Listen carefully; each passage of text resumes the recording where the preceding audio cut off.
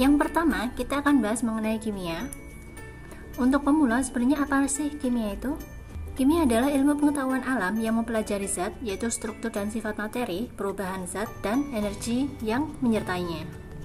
Kita udah kenal ya mengenai sifat fisika, yaitu ada warna, titik didih, titik lebur, titik leleh, titik beku, massa jenis, daya antar, dan sifat fisika lainnya. Lalu bagaimana dengan kimia? Sifat kimia bisa terdiri dari kereaktifan, toksisitas, panas pembakaran, energi pembentukan, kestabilan kimia, flammabilitas, bilangan, oksidasi, dan sifat kimia lainnya. Di sini jika kalian masih merasa asing dengan semuanya, kalian tenang aja, nanti kita bisa membahasnya satu persatu di dalam materi kimia.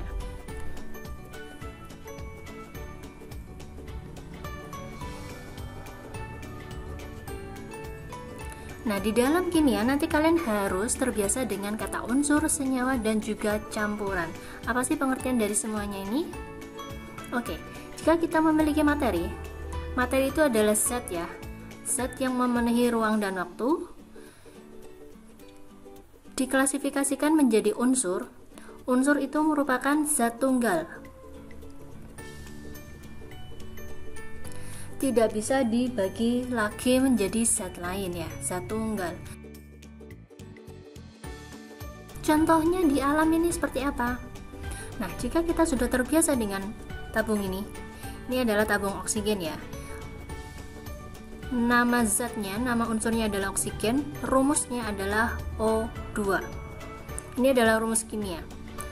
Nanti kalian akan terbiasa. Terus kita punya natrium, ini berupa logam. Namanya adalah natrium dan rumus kimianya adalah Na. Selanjutnya, saya punya senyawa. Senyawa itu adalah gabungan dari dua unsur atau lebih membentuk suatu zat tunggal, membentuk suatu zat baru ya. Contohnya apa? Jika saya punya natrium sebagai unsur, terus saya reaksikan dengan gas klorin, namanya gas klorin, rumus kimianya Cl2, ini akan terbentuk menjadi garam, yaitu NaCl. Nah, ini unsur tunggal, gas klorin, unsur tunggal natrium, bereaksi membentuk garam NaCl. Jika kita melihat dari rumus kimianya, kita bisa menentukan ya, kalau unsur, dia hanya terdiri dari ini, rumus unsur Cl2 ya, ini tetap unsur dari unsur natrium, sedangkan garam terdiri dari unsur natrium dan klorin. Ini penulisannya harus dijadikan satu, nggak ada spasi. Oke ya, gampang ya. Ini untuk unsur itu terdiri dari satu huruf kapital dan satu huruf kecil, satu huruf kapital dan satu huruf kecil. Ini tidak masalah angkanya ada berapapun. Sedangkan di sini terlihat banget kalau terdiri dari dua unsur, yaitu terdiri dari natrium dan juga Cl. Nah, jika saya di sini punya baking soda. Baking soda rumusnya adalah NaHCO3. Nah, ini kelihatan banget ya kalau ini adalah senyawa.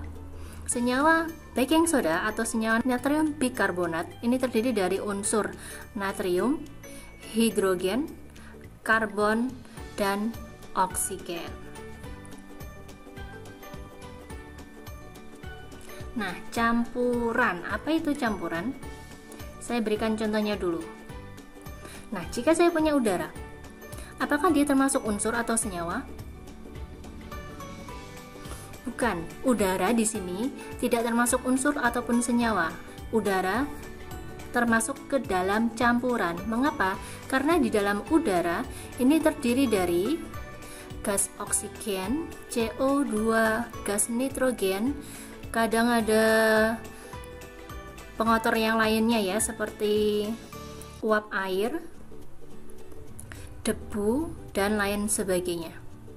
Ini adalah unsur, adalah senyawa. Unsur, senyawa, dan debu itu campuran. Di sini ada banyak unsur, ada banyak senyawa, mereka bercampur saja, bukan bereaksi ya. Sehingga campuran ini terdiri dari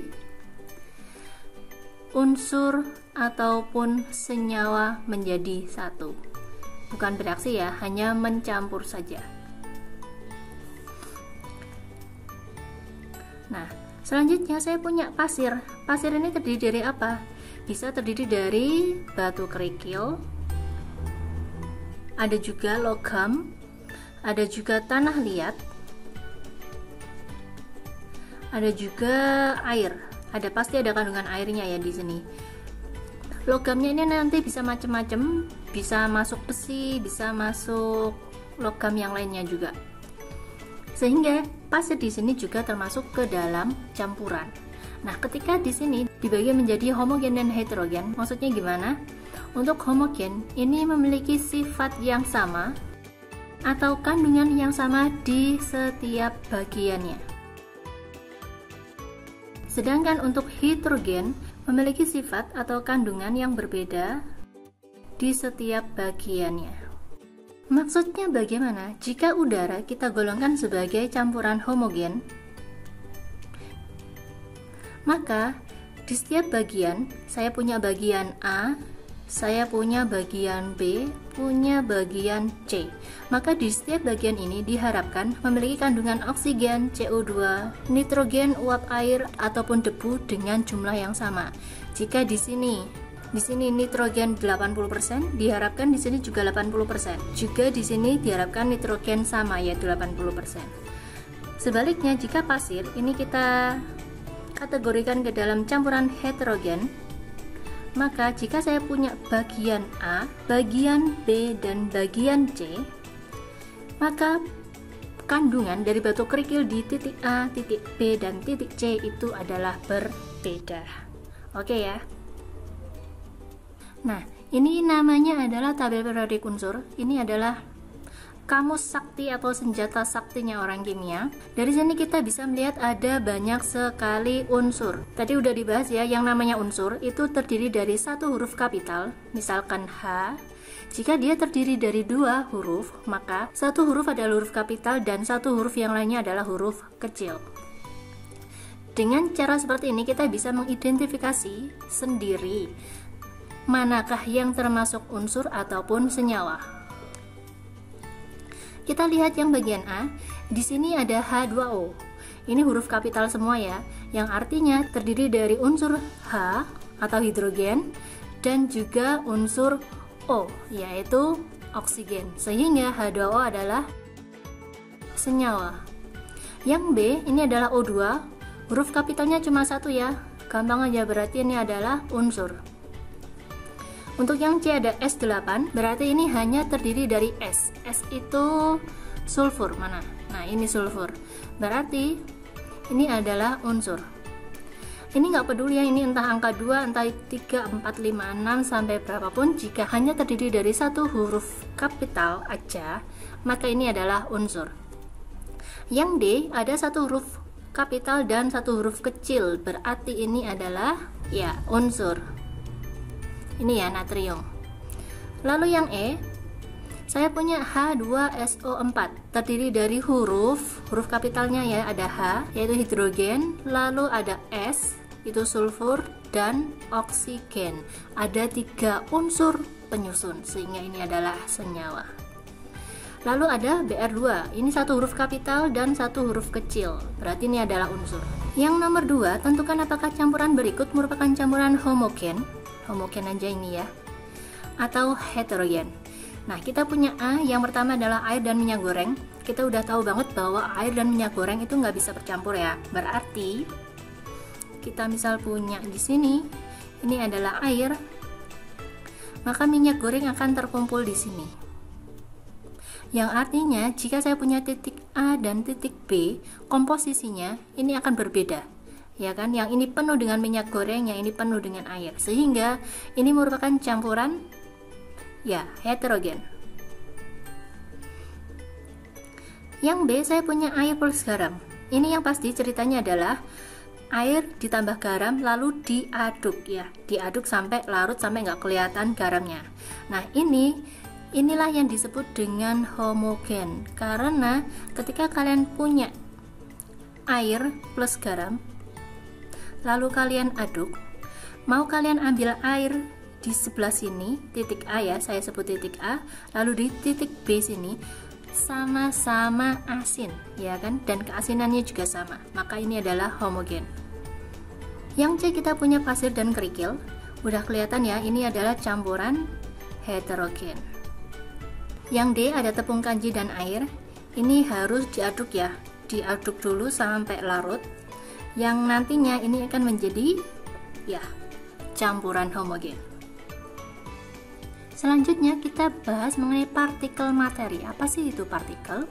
Partikel itu adalah bagian terkecil yang tidak dapat dibagi lagi, tetapi masih memiliki sifat dari zat tersebut. Nah, yang paling menarik adalah bagian terkecil.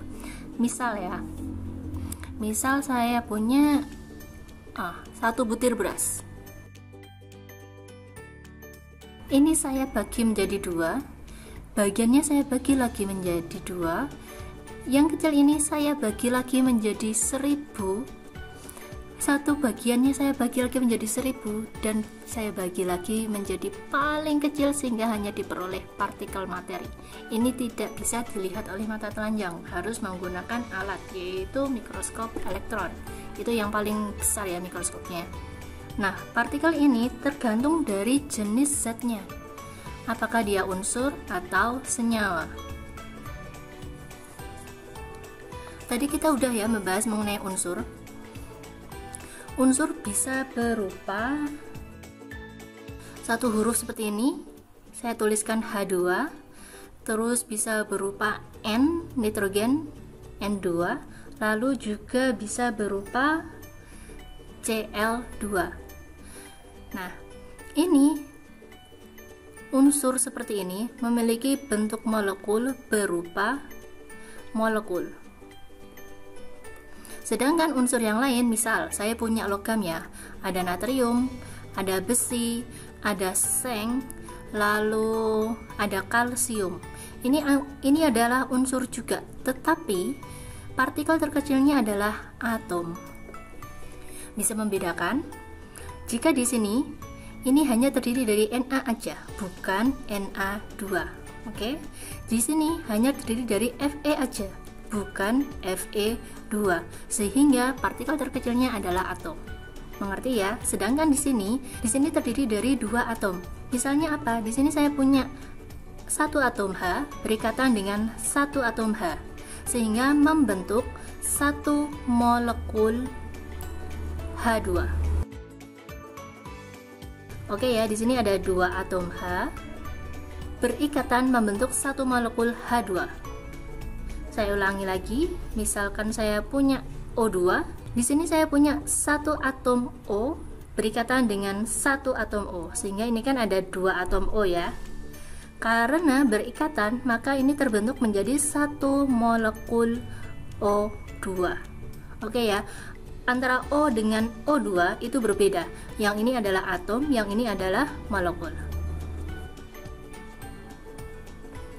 Selanjutnya untuk senyawa, kita punya macam-macam untuk senyawa. Saya tuliskan di sini. Untuk senyawa kita biasanya ada NaCl, ada KCl, terus NaBr dan lain sebagainya. Terus saya tuliskan di sini. Ini ada H2O, ada CO2, ada CH4. Bisa kita tuliskan minyak goreng, karbohidrat ataupun protein. Nah, partikel terkecilnya apa? Untuk NaCl, KCl, dan NaBr, partikel terkecilnya adalah ion. Mengapa bisa ion? Karena senyawa yang saya tuliskan di sini adalah senyawa garam atau senyawa yang dapat menghantarkan listrik. Tulisannya jelek nggak apa ya, menghantarkan listrik. Sehingga yang namanya ion ini memiliki muatan positif dan negatif. Jika kita jabarkan lagi, ada yang namanya kation bermuatan positif dan anion bermuatan negatif. Ngafalinya gampang, ini anion, huruf N berarti negatif. Tetapi di dalam soal, jika kalian ditanyakan partikel terkecil, maka jawabannya cukup ion aja, oke? Nah, sedangkan di sini kita memiliki H2O, CO2, dan CH4. Di sini partikel terkecil adalah molekul. Nah, tadi kan ada molekul juga, di sini juga ada molekul. Bedanya Di dalam soal ini disebut dengan molekul senyawa. Biasanya nanti kalian disuruh untuk menyebutkan mana molekul senyawa dan molekul unsur. Gampang aja kok. Ini molekul unsur karena dia berupa unsur, ini molekul senyawa karena dia berupa senyawa.